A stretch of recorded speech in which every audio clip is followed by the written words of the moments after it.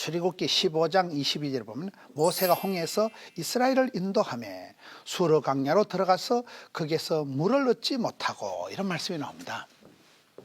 여러분, 이스라엘 백성들이 출애굽이라는 것은 첫째가 출애굽, 애굽을 벗어나는 거예요. 사람이 살아갈 때 자유가 중요하고 해방, 광복, 이 치유, 회복이 얼마나 중요한지 몰라요. 계속 만성 피로가 쌓이면 병이 걸리잖아요. 사람이 우리가 일제시대에 계속 일본 그것들한테 눌려가지고 살면 죽어서 안 죽었어요. 그래서 8.15 광복절이 있어야 되고, 뭐 어떤 것은 이제 회복이, 치유가, 광복이, 자유가, 해방이 와야 되는데, 이스라엘 백성들이 홍해를 딱 출애굽을 했잖아요. 이스라엘 백성들이 출애굽을 해서 얼마나 좋았겠어요. 구약 성경에 보면 내가 너희를 예배하기 위해서 내가 너희를 구원해서 애굽에서 이끌어냈다 했는데, 애굽에서 벗어나고파 해서 딱 벗어났는데 며칠 지나고 나니까, 벗어나고 나니까 앞에 홍해가 딱 가로막혀 있는 거예요. 우리 인생을 보면 참 재밌는 것이, 직장 다니는 사람, 이놈의 직장 때리치워야지 내가 이 직장을 언젠가는 사표낼 기다. 사표내지도 않으면서 그래요. 그리고 이제 정작 구조조정을 당하면 어찌 될까요? 정작 제가 지난주에 어떤 장로님하고 식사를 하는데, 장로님이 이제 직장생활 하시다가 퇴직을 하셔가지고 집에 계시는데 갈 데가 없대. 친구를 만나도 1시간 밥을 먹고 나면 친구는 사무실로 들어가고 자기는 갈 데가, 놀 데가 없대. 이게 하루 이틀이지요. 그 일을 복이 많은 게 약간 조직에 몸을 담가야 조직이 나를 보호하는 거예요. 근데 그 직장 다닐 때는 그렇게 이 망할 놈의 직장은 언젠가는 사표내고 내가 뒹굴뒹굴 하루 종일 늦잠 자리를 했는데, 요즘은 매일 늦잠 자도 아무도 안 한다는 거예요. 오히려 그 부인 권사님이 밖에 안 나간다고 야단이라는 거예요. 그래서 우리가 사람이 살아갈 때 그렇게 애굽에서 수백 년 동안 종살이 할 때는 벗어나려고, 출애굽하려고 해방을, 자유를 찾았지만 정작 자유가 만포장으로 오면 갈 바를 알지 못하는 게 인생이다 이 말이에요. 그래서 우리가 있을 때 잘하고, 그 출애굽을 했을 때 자유가 왔건만 앞에 가니까 자유가 끝이 아니고 홍해가 탁 가로막아요. 홍해라는 게 뭡니까? 앞으로 가면 물에 빠져 죽고 뒤로 돌아가면 애국 군대에 맞아 죽고, 그런 걸 진퇴양난이다. 우리가 살다 보면 그럴 때가 와요. 가도 오도 못하고 하도 말도 못하는 참 진퇴양난의 시기가 있습니다. 살다 보면 어찌할 바를 모르는, 이스라엘 백성들이 홍해가 탁 가로막혀 있으니까 거기서 이스라엘 백성들이 크게 원망을 합니다. 그런데 재밌는 것은 홍해를 그것들이 조개 껍질 먹고 지나고 난 뒤에는 이스라엘 백성들의 그 역사상 가장 큰 찬양 콘서트가 홍해를 도하고 난 뒤에 이루어집니다. 이게 왜 그런가 하면, 여러분, 문제가, 어려움이, 위기가 올 때는 죽을 것만 같고 여기서 내 인생이 쪽박 찰 것 같은데, 그것을 통과하고 나면 그때 항체가 형성되고, 이스라엘 백성들이 홍해를 도하고 난 뒤에는 어떻게 돼요? 자기들을 그렇게 수백 년 동안 괴롭히던 애국 군대가 거기서 진공 빨대 청소기가 돼서 쫙 빨아당겨가지고 싹쓸이를 해버린 거예요. 두 번 다시는 이스라엘 백성들을 괴롭힐 수 없는 그 적군들을 대청소를 한 곳이 홍해 바닷가예요. 우리가 신앙생활을 해보면 그런 아이러니가 있는 거예요. 나를 그렇게 괴롭히던 그 존재가 어느 날 흔적도 없이 사라지는 거예요. 그게 홍해를 건널 때 그런 역사가 있는 거예요. 홍해를 건넌다는 것은 큰 문제를 건너가고 추월하고 점프하고 뛰어넘는 것도 되지만은, 그때에 그동안 오랫동안 자기를 괴롭히던 원수가, 대적이 싹 사라지는 게 홍해예요. 또 홍해를 건넜다고 또 되는 게 또 아니에요. 이게 항상 인생은 산 넘어 산이요, 고비 넘어 고비요, 호사다마요, 희노애락, 생로병사, 흥망성쇠, 생사하복이 계속 교체가 되는 거예요. 산 넘어 산이요, 고비 넘어 고비요. 아파트 한 채 장만하면 영감 주급비. 딸년 시집 보내고 나면 엄마가 암병이 생기고, 이게 물질 문제 해결하면 건강 문제 들이닥치고, 건강 문제 해결하면 손자 문제가 터지고, 그래서 인생은 문제를 해결하려고 살아가면 안 되고, 왜? 문제 해결하고 내가 죽어버리는데. 그래서 문제를 해결하는 게 아니고 선물을 주시기도 하고 취하신 자도 주신 자도 하나님이시기 때문에 하나님 눈치를 보고, 이 모든 인생을 섭리하시고 조정하시고 인도하시고 결제하신 하나님 눈치를 봐야 되는, 하나님의 뜻하심이, 하나님의 촛대가 이 시대에 어디로 향하느냐, 그거를 잘 관심을 가져야 된다는 거예요. 애굽에서 그토록 소원하던 자유가, 광복절이, 해방이 왔거든요. 잠시요. 그 기쁨도 잠시요.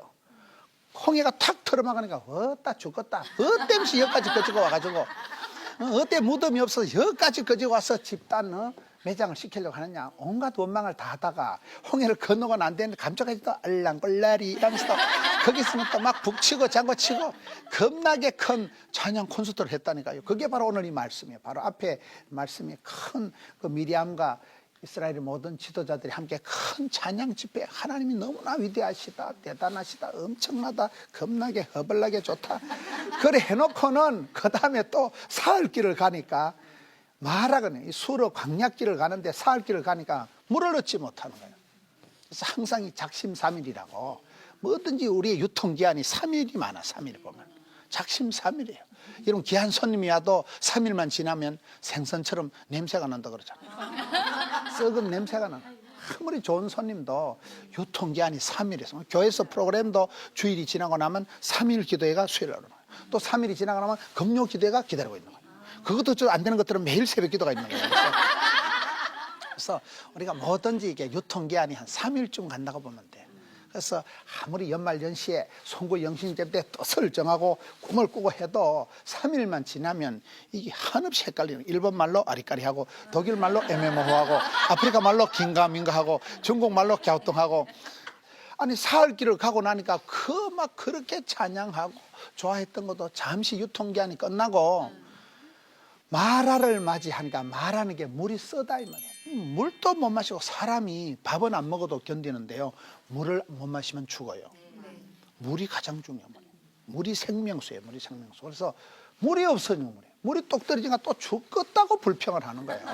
그래서 우리가 출애굽 과정을 보면 계속해서 감사했다가 불평했다가 삐겠다가 깝쳤다가, 이게 이스라엘 백성들이 그 희노애락이 우한질고가 계속 큰 축복이 오고 큰 시험이 오고, 큰 시험이 오고 큰 위로가 오고, 큰 축복을 받고 큰 어려움이 오고, 이게 항상 인생은 일머리가 썰머리가 오르막이 내리막이 이게 교차가 되기 때문에 정신을 잘 차려야 돼요. 고난 당할 때 너무 찔찔 짜지 말고, 그때도 기도하고, 즐거울 때도 너무도 해벌하지 말고 하나님을 찬송하고. 여러분, 여기에 마라를 맞이했을 때 이스라엘 백성들의 반응이 중요해요.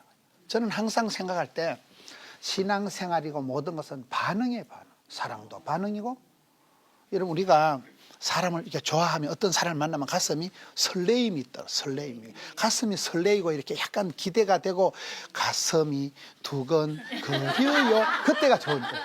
근데 어떤 인간을 봐도 아무 생각도 안 나고 아무 감동이 없으면 맛이 갔다고 봐야 되는 거예요. 이미 늙었다고. 그래서 우리 가슴이 아직 사랑이 있을 때는 그 설레임이, 울림이, 떨림이 있어야 돼요.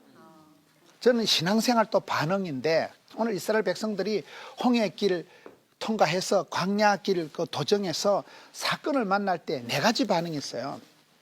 첫째 반응은 미동을 안 해. 그리고 아무 일도 없었다. 꼼짝을 안 해. 그게 제일 심각한 거예요. 여러분, 사랑의 반대말은 뭐라 그래요? 미움이 아니고 무관심이에요. 무관심. 잊혀진 여자는 아무런 반응이 없어요. 사람이 이렇게 사람을 만났을 때 뭔가 가슴이 설레이고 두근거리고 뭐가 막 보고 싶고, 이런 뭔가 이렇게 호기심이 막 일어나고 같이 있으면 좋겠다 뭐 이런 생각이 들어야 되는데, 이건 송아지 성님 쳐다보지 띵 해가지고 뭐 보름달을 봐도 보름 아이가, 보름이가 밝다 아이가, 이런 거는 멋대가리가 없다고 봐야 되는 거예요. 그래서 사람이 제일 심각한 거는 아무런 반응이, 감각이, 미동이 없는 게 심각한 단계예요. 병도 진짜 무서운 병은 못 느껴. 본인이 화상을 입어도 모르고, 본인이 상처가 있어도 이게 신경 조직이 죽어버려가지고 신경이 마모가 돼가지고 감각을 못하는 게 심각한 거라니까요. 그래서 우리가 신앙생활 할 때도 반응이 나와야 되는데, 피드백이 있어야 되는데, 뭔가 하나님 내게 말씀을 하시고 시험을 주고 도전을 줄 때는 하나님이 나한테 원하시는 게 있는데 꼼짝을 안 하고 미동도 없고, 그런 상태가 제일 불행한 상태다. 두 번째 단계는 뭐냐? 불평을 해. 불평을. 원망, 불평, 짜증내는 게 가장 쉬운 방법이에요. 그게 이게 성경에 보면, 지금 출애굽기 15장을 보고 있는데요, 24절에 백성이 모세에게 원망하여 이르되 우리가 무엇을 마실까 하며, 이런 가장 쉬운 방법이 원망하고 불평하고 왕짜증을 내는 거예요. 그거는 누구나 할 수 있는 거예요. 원망하고 불평하고 핑계대는 건 누구나 쉽게 할 수 있는 거고, 그 다음 단계가 무슨 단계인지 아세요? 그 다음 단계가 25절에 모세가 여호와께 부르짖었더니 하나님께 기도하는 단계예요.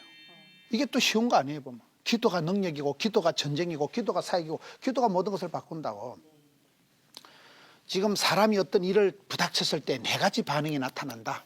첫째 반응은 미동을 안 한다. 관계 나싱이다.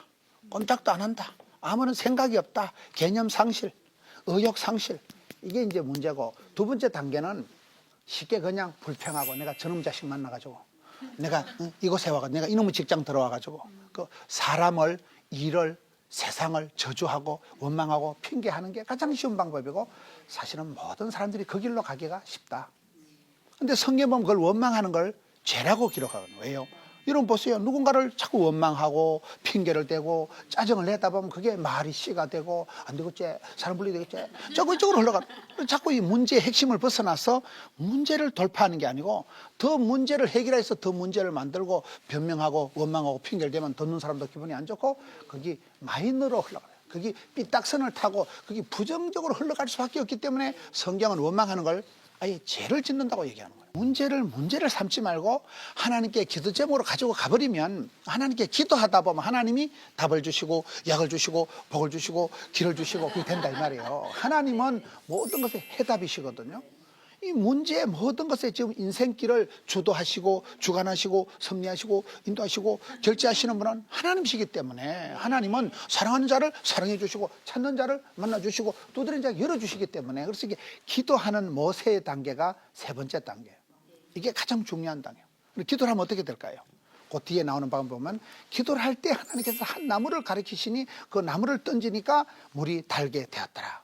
기도하면 썬물이 단물되고 애물단지가 보물단지 되고 근심거리가 간증거리가 되고, 그렇게 기도가 만사를 변화시키는 거예요. 하나님이 우리에게 주신 그 변화의 가장 중요한 채널은 기도할 수 있는 거예요. 우리가 살아갈 때 광야길에서 이 건건한 땅에서 사막에서 빈들에서 좋아서 컨디션이 어떤 여건이 좋아서 행복한 게 아니고, 어떤 문제가 있어도 문제를 삼으면 문제거리가 되고 말지만은 기도하라고 그런 아픔도 주고 헷갈림도 주고 혼란도 준다 이 말이에요. 네 번째 단계는 뭘까요? 네 번째 단계는 우울증의 단계라고 봐야죠. 약간 도피하는 단계. 일단 도망가고 일단 사표내고 일단 갈라서고 일단 숨어버리는 거예요. 위축이 오니까, 이 우울증이 오니까, 우울증이 오면 모든 게 다운되잖아요. 의욕이 떨어지고 식욕이 떨어지고 수욕이 떨어지고, 수욕이 뭐예요? 잠이 안 와. 잠이. 의욕이 뭐 돈을 벌어서 뭐 하겠노, 썩을 놈은 세상 망할 놈은 세상. 의욕 상실에다가 그 다음에 식욕, 입맛이 밥맛이 살맛이 뚝 떨어지는 게 우울증이에요. 그래서 우울증의 단계라는 건 일단 피하는 거예요. 사람도 안 만나고 출근도 안 하고 방에 콕 처박혀서 방콕을 해가지고, 그 도피적인 방법이 저는 네 번째 단계라고 보는데, 우리가 어떻게 반응할 것이냐. 이 광야길에서 반응하는 방법이 가장 중요한 거는 모세가 이렇게 부러지졌다는 거예요. 여러분, 인생을 삼삼하게 살아가는 비결을 가르쳐 드릴까요? 삼삼하게 사는 비결이 뭔지 아세요? 예레미야 33장 3절 3이 3개예요. 삼삼하게 사는 방법은 예레미야 33장 3절에 너는 내게 부러지져라. 그리하면 내가 크고 비밀한 일을 보여주겠다. 내가 너한테 비밀번호를 가르쳐 주겠다. 그게 예레미야 33장 3절. 그래서 성도의 삶은, 이스라엘 백성들이 광야에서 해결을 응답을 받는 방법은 딱 하나예요. 죽겠다고 부러지면 돼. 우는 아이 젖주고 목마른 놈이 새파리가 부러지지만 하나님 복을 주시는 거예요. 근데 부러질 때 하나님 여기에 한 나무를 가리키시더니 그 나무를 물에 모세가 던지니까 물이 달게 되었더라. 한 나무라는 건 또 여러 가지로 생각할 수 있어요. 하나님께서 모세를 불러서 일을 시킬 때, 모세야 80대 네가 바로에게 가서 이스라엘 백성들 인도해내 오거라. 그러니까 모세가 내는 못 갑니다. 부르려면 진적 부르지 80 영감탱이 불러서 어디 짜게 쓰려고. 나는 힘도 없고 말도 못하고 못 간다니까 하나님이 괜찮다. 네가 말을 잘 못하지만 말 잘하는 네 형님 아론을 대변인으로 붙여줄게. 그리고 네가 힘이 없으니까 네 손에 뭐가 있냐? 짝대기 하나 있는데요. 그 지팡이를 한번 들어봐라. 그 지팡이를 가지고 홍해를 딱 갈라붙이고, 지팡이를 가지고 안반수를 터뜨리고, 지팡이 하나를 붙들고 그 짝대기 하나 가지고 이스라엘 백성들을 인도하는 거예요. 그게 마법의 무슨 요술방망이는 아니지만은, 하나님이 그 마른 짝대기 하나를 가지고, 나무 가지 하나를 가지고 이스라엘 백성들을 인도한다 이 말이에요. 여러분, 군대 가면 지휘관들이 짝대기를 들고 있는, 지휘관, 지휘봉, 이걸 들고 있는 거예요. 그 다음에 또 짝대기는 뭔가 하면, 다윗의 생애를 보면 다윗이 노래할 때 주의 지팡이와 막대기로 하나님이 목자가 양을 지킬 때는 지팡이는 끝이 이렇게 꼬불랑하게 생겼잖아요. 지팡이는 이렇게 꼬부장하게 생기기 때문에 양이 이렇게 웅덩이에 빠지거나 꼴짝에 처박혔을 때 그걸 걸어가지고 잡아 당기는 이렇게 양을 보호할 때 쓰는 게 지팡이고, 짝대기는 뾰족하니까 늑대나 이런 나쁜 짐승이 어쩔 때 쫓아내는 공격용이 막대기고 보호용이 지팡이에요. 그래서 양들도 말을 안 되게 나오면 궁디를 쿡 쏘시면 빨리 가겠죠. 그래서 하나님께서 선한 목자가 되셔서 이스라엘 백성들을 이렇게 인도하시고 보호하실 때 주후의 지팡이와 막대기로 이런 비로 늦은 비로 만나로 매출하기, 만나 매출하기가 바로 그 다음 16장 1절에 나오는 본문이에요. 그래서 하나님이 이스라엘 백성들에게 복을 주실 때 설날 종합 선물 세트로 복을 주신다 이 말이에요. 지팡이와 막대기로 이런 비로 늦은 비로 만나로 매출하기로, 그거를 지금 얘기할 때 그때 나오는 게 짝대기예요. 똑같은 막대기 나무 가지지만은 그게 지팡이로 쓰임 때가 있고 막대기로 이용할 때가 있고, 그 다음에 가장 이 신학자들이 볼 때 이 한 나무가 중요한 거는 십자가예요. 십자가는 나무 가지잖아요. 그 나무를, 십자가를 예수님이 지고 거기에 달리셔서 저와 여러분의 모든 죄를 다 속량, 테텔레스타이 다 벌금을 다 내시고 우리에게 자유다, 해방이다, 너는 무죄다 한 곳이 십자가상에서 하나님이 우리를 향한 사랑을 확정한 거예요. 그곳에서 못을 콱 박아가지고 우리에 대해서 너는 내 것이다, 내가 너를 사랑한다, 그 확정된 것이 나무, 짝대기, 이게 한 나무다 이 말이에요. 십자가. 십자가를 통해서 우리가 변화가 될 수 있습니다. 그렇잖아요. 왜 사도 바울이 내가 십자가 가면 자랑하냐 이 말이에요. 십자가를 통해서만, 기독교 신앙의 포칼 포인트, 복음의 핵심이 십자가와 부활입니다. 십자가를 통과하지 못하고 십자가를 모르는 사람이 하나님을, 사랑을 알 수가 없는 거예요. 십자가의 모든 것이 집중되어 있는 게, 구약 성경은 오실 예수님, 신약 성경은 오셔서 십자가에 달려서 돌아가신 예수님, 그걸 기록한 것이 신구약 성경이잖아요. 한 가지를 모세에게 가르쳐줘요. 그 가지를 물에 던지니까 물이 쓴물이 단물이 되었다는 얘기예요. 그 다음에 이제 26절에 보면 하나님께서 이스라엘 백성들에게 요구하시는 게, 하나님 우리에게 복을 주시려고 율법을, 계명을, 말씀을, 오다를 주시는데 그것을 하는 방법은 네 가지입니다. 26절에 보면 이러시되 너희가 너희 하나님 여호와의 말씀을 듣는 것이 제사보다 낫다. 들어야 돼. 히어링, 리스닝, 경청, 접수를 해야 돼요. 첫째는 들어야 되고, 둘째는 26절에 보면 순종해야 되고, 셋째는 규례를 지켜야 되고, 그러면 그 다음에 중반에 내가 보기 을을 행하며 해서 듣고 순종하고 행하고 지키고, 요 단계를 통하면 하나님이 애굽 사람들에게 내린 질병 중에 한 개도 너희들에게 내리지 아니하니 나는 너희를 치료하는 여호와님이라 해서, 치료하는 하나님 이름을 여호와 라파라고 해요. 여호와 니시, 여호와 샬롬, 여호와 라파, 여호와 샴마, 하나님 이름이 많아요. 그 중에 이게 여호와 라파, 치료하신 하나님을 얘기하는 거예요. 그리고 이스라엘 백성들이 다음에 도착한 데 어딜까요? 27절, 그들이 엘림에 이르니 거기에 물샘 12가 종려나무 이런 가지가 있는지라. 지금 이제 전체적인 이스라엘 백성들의 행군을 설명하는 거예요. 이스라엘 백성들이 출애굽해서 홍해를 건너서 마지막은 요단강 건너가잖아요. 요단강 가에 섰는데 내 친구 건너가네. 황소한 박사님도 건너가고 다 건너간다니까. 사랑하고 존경하는 분도 건너가고, 다 아까운 분도 건너가고, 다 죽는 거예요. 그래서 홍해를 건너는 거는 예수 믿고 세례받는 걸 얘기하고 씻어 물로 씻는 거고, 요단강 건너는 거는 죽는 거예요. 요단강 건너가서 여러분들이 할 게 아무것도 없어요. 그때는 끝장나는 거예요. 그래서 그 홍해에서 요단강 사이에 그게 40년이에요. 40년 광야길에서 별꼴이 반쪽이에요. 엎어지고 자빠지고 싸우고 반응하고 하는데, 그 반응의 자세가 중요하다. 반응이 네 가지가 있다. 미동도 안 하고 아무런 무감각, 무반응한 게 문제고, 그 다음에는 불평, 원망, 짜증내는 게 그 시기하고, 세 번째는 부러지고 주님 앞에 인파이트, 문제가 있어도 주님 앞에 와서 울고, 문제가 있어도 주님 앞에 와서 얘기하고 수다 떨고 하소연하고 기도하는 거고, 네 번째는 아예 도망가고 우울증에 빠져가지고 방에 콕 처박혀서 안 되겠지, 사람 불러야 되겠지. 그게 이제 네 번째 단계다. 근데 하나님은 그럴 때 계속 오늘 성경에 보면 25절 끝에 보면 그들을 시험하실세, 일마다 때마다 단계적인 테스팅이 있어요. 단계적인 하나님의 질문이 있어요. 네가 나를 사랑하느냐, 네가 그걸 할 수 있느냐, 네 믿음이 어디 있느냐. 성경은 질문과 응답이에요.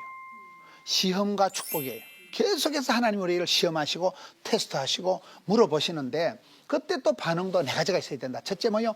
들어야 된다. 둘째 순종해야 된다. 셋째 행해야 된다. 넷째 지켜야 된다. 그러면 지키는 자는 원리가 간단해요. 강영호 박사라고 우리나라에서 이렇게 맹인이셨지만은 미국 건너가가지고 백악관에 차관보도 하고 한국 사람 중에 미국 가서 가장 주류 사회에 진입한 분 중에 한 분이 강영호 박사님 부자예요. 부자가 다 그렇게 하거든요. 강영호 박사님도 작년에 돌아가셨잖아요.